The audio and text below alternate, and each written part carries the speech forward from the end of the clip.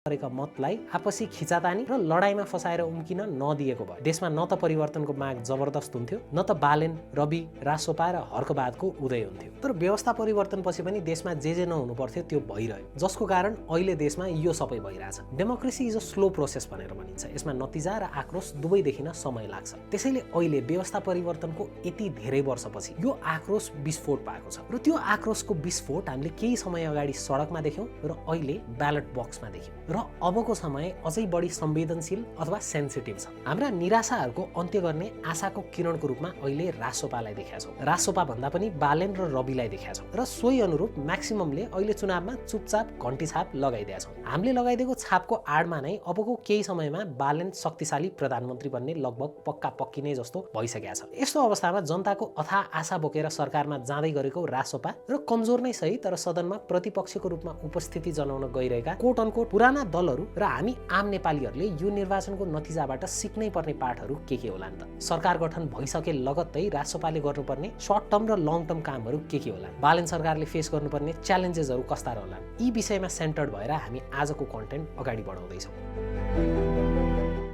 तर त्यो भन्दा अगाडि कुरा गरौँ 50 वर्षको लेगेसी बोकेको राकुरा चियाको बारेमा। राकुराले टेस्ट मात्र नभई कन्ज्युमर सेफ्टीलाई प्रायोरिटीमा राख्दै आएको छ। कन्भेन्सनल टी ब्याग्समा प्लास्टिक्स र ग्लू हुन्छ, जसले तातो पानीमा बिलियन्स अफ माइक्रोप्लास्टिक्स रिलिज गरी हर्मोनल, न्युरोलोजिकल अनि मेटाबोलिक हेल्थमा असर गर्न सक्छ। तर राकुराको tea bags plastic free, bleach free र ग्लू फ्री छन्। राकुराले tandem air knotted technology use गर्छ, जसले कुनै केमिकल सिलेन्ट बिना नै ब्यागलाई सिल गर्छ। राकुराको चियामा युज हुने कटन अर्ग्यानिक र अनब्लिच्ड हो, जसले गर्दा कटनमा हुने पेस्टिसाइड्स र ब्लिचिङ केमिकल्सले तपाईको चियालाई टक्सिक बनाउँदैन। यतिसम्म कि राकुरा ट्याग्समा युज हुने इङ्क र पेपरहरू पनि फुड ग्रेड हुन्। त्यसैले भुलवश कपमा खसिहाल्यो भने पनि केही डर भएन। 21 वटा फ्लेभर्समा उपलब्ध राकुरा 100% नेचुरल इन्ग्रेडियन्ट्सबाट क्लिन रूम इन्भाइरोमेन्टमा तयार हुन्छ। स्वस्थ चियाको अनुभवका लागि राकुरा चिया ट्राई गर्नु होला। Now let's get back to the video.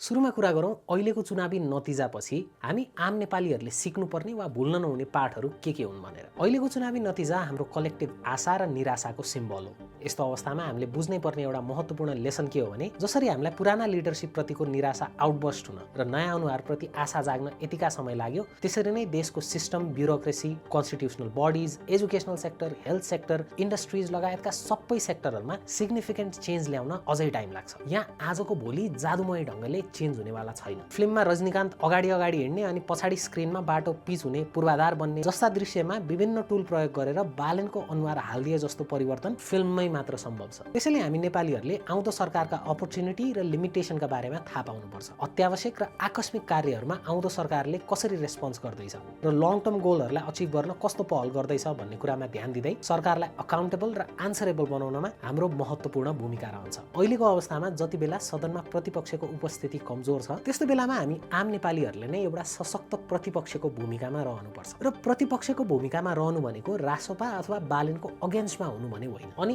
अरू कुनै पार्टीको समर्थक बन्नु पनि होइन। हामीले के बुझ्नुपर्छ भने बालेन वा रासोपाका कुनै पनि जनप्रतिनिधि कुनै अलौकिक पात्र होइन। उनीहरू पनि हामी जस्तै सामान्य मानिसहरू। उनीहरूका पनि केही कमी कमजोरी हुन सक्छन्। उनीहरूको कार्यशैली र नियतमा पनि शङ्का गर्ने स्वतन्त्रता सबैले पाउनुपर्छ र प्रश्नभन्दा माथि कोही पनि छैन। यी त भए आम जनताले थाहा पाउनुपर्ने कुरा। अब कुरा गरौँ पुराना दलहरूले सिक्नुपर्ने पाठको बारेमा। अहिलेको चुनावी नतिजा मार्फत पुराना दलहरूले बुझ्नै पर्ने, सिक्नै पर्ने एउटा महत्त्वपूर्ण पाठ के हो भने पुराना दल, चाहे त्यो कङ्ग्रेस होस्, एमाले होस् वा खोल फेरेको माओवादी अर्थात् नेकपा होस्, अहिले उनीहरूले जुन किसिमको चुनावी नतिजा हासिल गरेका छन् त्यो नतिजा उनीहरूले विभिन्न कालखण्डमा देशका प्रमुख राजनीतिक घटनाक्रम, चाहे त्यो राणा शासन होस्, निर्दलीय पञ्चायती व्यवस्था होस् वा राजतन्त्रलाई हटाएर नेपालमा गणतन्त्रको स्थापना गर्न खेलेको महत्त्वपूर्ण भूमिकालाई आम जनताले अवहेलना गरेको कारणले गर्दाखेरि यो नतिजा आएको होइन। यो नतिजा व्यवस्था परिवर्तन पछि पनि पार्टीको नेतृत्वले गरेको ज्याजतीको उपज हो। राजनीतिक पार्टीको आडमा मौलाएको नातावाद, कृपावाद र भ्रष्टाचारको उपज हो। दलका लगभग सबैजसो नेता, कार्यकर्ता नेतृत्वको अनुयायी र व्यथितिको मुखदर्शक मात्र बनेर बसेको उपज हो। यो अवस्था तपाईहरूले हामीलाई जनताले केही समयको लागि आफ्नो प्रतिनिधि बनाएर पठाएका हुन्, हाम्रा शक्तिका स्रोत जनता नै हुन् भन्ने कुरा बिर्सिएर पटक पटक जनतामाथि सत्ता लादिदिँदाको परिणाम स्वरूपको उपज हो। त्यसैले यसलाई विदेशी चलखेल, खोक्रो राष्ट्रवाद, षड्यन्त्र जस्तो बेतुकका कुराहरू गरेर जनमतलाई डिसरेस्पेक्ट गर्न बन्द गरिदिनु। फिल्म देखाएर जनतालाई फसाइयो।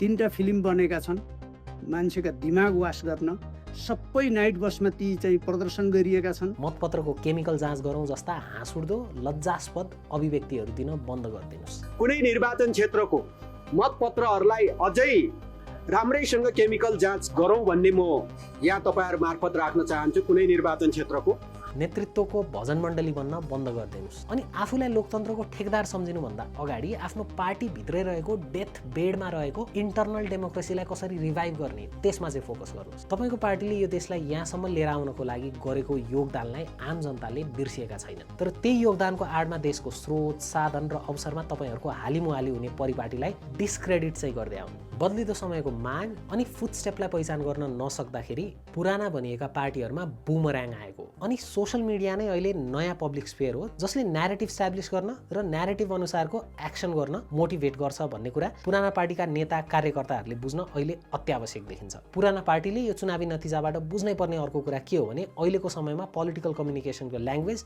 टोटल्ली चेन्ज भइसकेको छ। भारी भारी पोलिटिकल जार्गन्सहरूमा भोटर्सहरूले रेलिभेन्स देख्दैनन्, कनेक्सन फिल गर्दैनन्। डेटा वाइज नै भन्ने हो भने नेपाल एकदम यङ कन्ट्री हो। हाम्रो मिडियन एज नै 25 देखि 26 वर्षको बिचमा छ भने नेपालका 60% जनसङ्ख्या 30 वर्ष मुनिका छन् र यस्तो अवस्थामा मिलेनियल र जेनजी उमेर समूहका आशा अनि अपेक्षाहरूसँग प्रपरली कम्युनिकेट गर्न नसक्ने पार्टी र तिनका नेतृत्वहरू अटोमेटिकल्ली आउटडेटेड हुन्छन्। अहिलेको चुनावमा कांग्रेस एमाले अनि खोल फेरेको माओवादीको कम त बिजोग हुने अवस्था सिर्जना हुनुमा यी पोलिटिकल पार्टीहरू युवासँग प्रपरली कम्युनिकेट गर्न नसक्नु अनि आफ्नो रेलेभेन्स एडभोकेट गर्न नसक्नु पनि प्रमुख कारण हो। यस किसिमका कुराहरूलाई मनन गरेर आफूलाई चेन्ज गर्नु बाहेकको विकल्प पुराना भनिएका पार्टीहरूसँग छैन। यो बाहेक अबको समयमा पुराना पार्टीहरूले अब बन्ने सरकारमा इफेक्टिभ अपोजिसनको रोल प्ले गर्नुपर्ने जिम्मेवारी त छँदै नै छ, जसमा राष्ट्रिय हितका कुराहरूमा सरकारलाई समर्थन गर्ने र राष्ट्रिय हित विपरीतका कामहरूमा सरकारलाई खबरदारी गर्ने कामहरू पर्न आउँछ। र अबको समय भनेको प्रतिशोधको समय होइन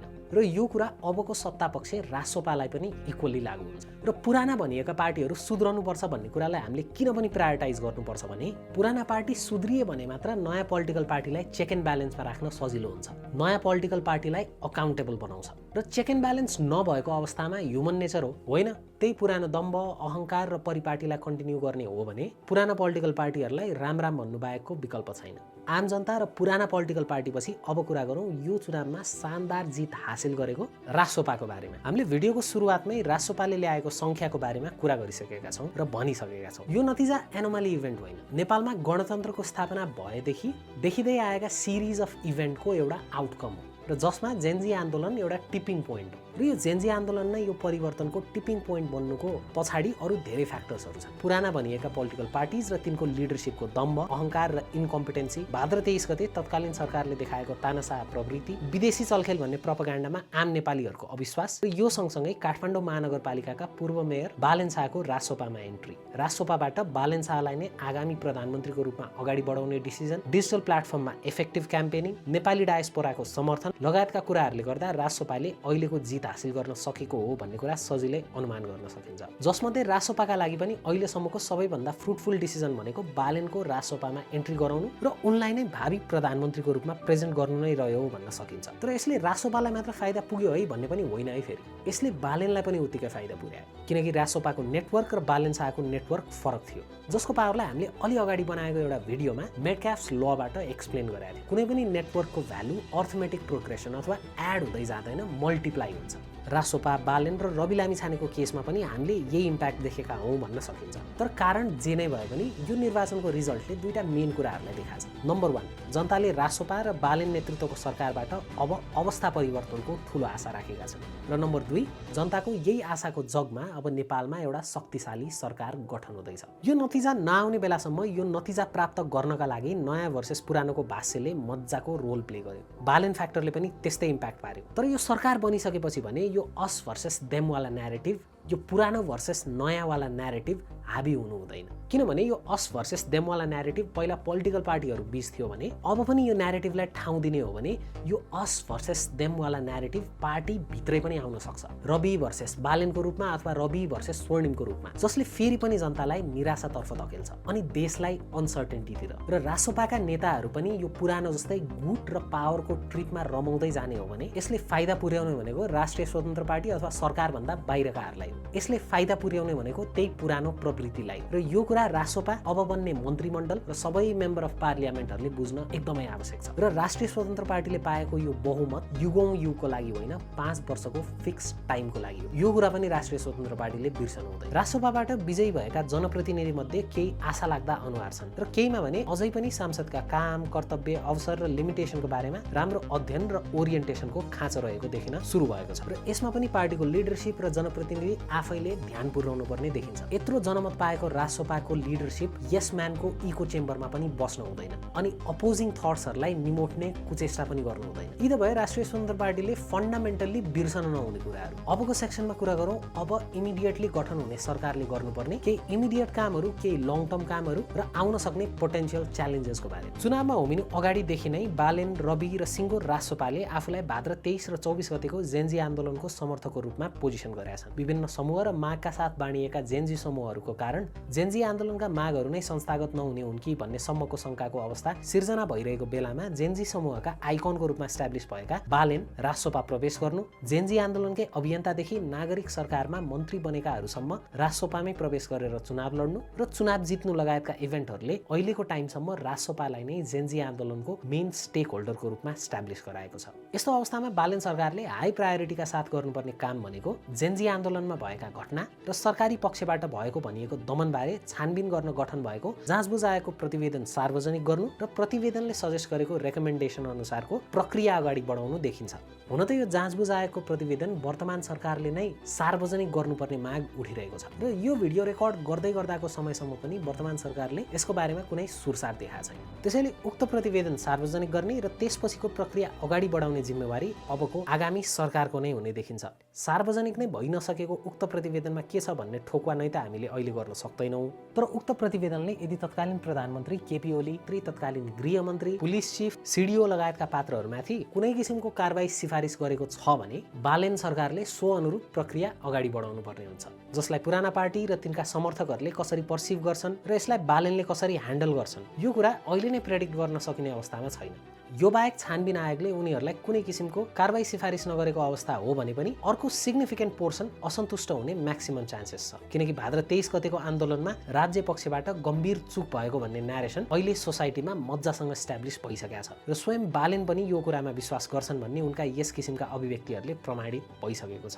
यसबाहेक बालेन सरकारले गर्नुपर्ने अर्को इमिडिएट काम भनेको इजरायल, अमेरिका र इरान बीच बढ्दो तनावको बीचमा खाडी र वरपरका मुलुकमा रहेका झन्डै 20 लाख नेपाली नागरिकको जीवधनको सुरक्षा। वेस्ट एसियामा देखिएको यो तनाव छिट्टै समाधान हुने कुनै छाँटकाँट देखिएको छैन र यस्तो अवस्थामा आफ्ना नागरिकहरूको सुरक्षाको लागि नेपालले जति सक्दो चाँडो कुनै इफेक्टिभ प्लान अगाडि सार्नुपर्ने देखिएको छ। प्रभावित क्षेत्रहरूमा रहेका नेपालीहरूलाई इभ्याकुएट नै गर्नुपर्ने अवस्था सिर्जना भएमा नेपाली वायु सेवा मार्फत नेपाली नागरिकलाई स्वदेश फर्काउन 19 महिनासम्म लाग्न सक्ने मिडिया रिपोर्टहरू सार्वजनिक भइरहेका छन्। यस्तो अवस्थामा सरकारले प्राइभेट सेक्टर र छिमेकी मुलुकको समेत हेल्प लिन पर्ने लगभग पक्की जस्तो हुन जान्छ। डिफ्रेन्ट सेक्टरहरूको सहयोग लिएर हामी हाम्रा दाजुभाइ दिदीबहिनीहरूलाई स्वदेश फर्काउन सफल भयौँ भने पनि समस्या यसैमा समाधान हुनेवाला छैन। झन्डै 20 लाख नेपाली स्वदेश फर्किनु भनेको नेपालमा बेरोजगारको संख्या बढ्नु पनि हो। यसको व्यवस्थापन कसरी गर्ने भन्ने कुरा पनि आउँदो सरकारको लागि चुनौतीको विषय हुन जान्छ। यसबाहेक भ्रष्टाचार नियन्त्रण, सुशासन, अर्थतन्त्र सुधार तथा रोजगारी सिर्जना, वैदेशिक नीति तथा सम्बन्ध लगायतका लङ टर्ममा इम्प्याक्ट गर्ने कुराहरू त छँदै नै छन्। यो सँगै रासोपाले चुनाव अगाडि सार्वजनिक गरेको बाचापत्रमा उल्लेख भएका अन्य सबै कुराहरू पनि जनताले नोटिस गरिरहने दस्तावेजकै रूपमा रहन्छ। रासोपाले आफ्नो बाचापत्रमा 2046 साल यता सार्वजनिक पदमा आसीन व्यक्तिहरूको सम्पत्ति छानबिन गर्ने र अवैध रूपमा आर्जित सम्पत्ति जफत गरी राष्ट्रियकरण गर्ने भनेर बाचा गरेको छ। तर यसको इम्प्लिमेन्टेसन भने त्यति सजिलो भने देखिँदैन र यो छानबिन प्रक्रिया कसरी अगाडि बढ्छ भन्ने स्पष्ट रोड म्याप रासोपाले सार्वजनिक गरिसकेको छैन। अहिले नेपालमा भ्रष्टाचार र अवैध आय आर्जनको नियन्त्रण गर्न विशेष गरी 3 वटा निकायहरू छन्। अख्तियार दुरुपयोग अनुसन्धान आयोग यो एउटा संवैधानिक निकाय हो जसले सार्वजनिक पद धारण गरेका व्यक्तिले भ्रष्टाचार गरी अख्तियारको दुरुपयोग गरेको सम्बन्धमा अनुसन्धान गर्छ। यसबाहेक हामीसँग राष्ट्रिय सतर्कता केन्द्र छ। यसले विशेष गरी पब्लिक सर्भिस डेलिभरी, बिड्स र टेन्डरहरूमा भएको करप्सनलाई हेर्छ भने हामीसँग भएको अर्को निकाय हो सम्पत्ति शुद्धिकरण